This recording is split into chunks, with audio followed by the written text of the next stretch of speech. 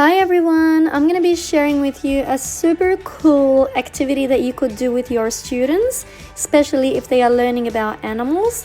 And what you need to do is you need to go to Google. It could be done on your phone, it's easier.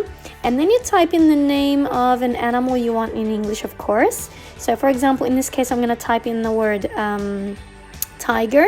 And as I scroll down, I get to see tiger 3D. I click on it and then I locate the place of where I want the tiger to be in my house.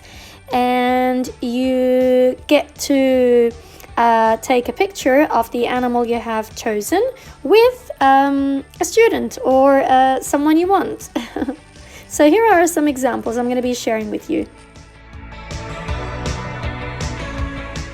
So what's really nice about this activity as well is that you could use it with your students to perform, for example, a speaking task where they could describe their animal, their favorite animal, describe its features, what it has, or they could do it through writing as well. So it also motivates them to talk and write about their favorite animal.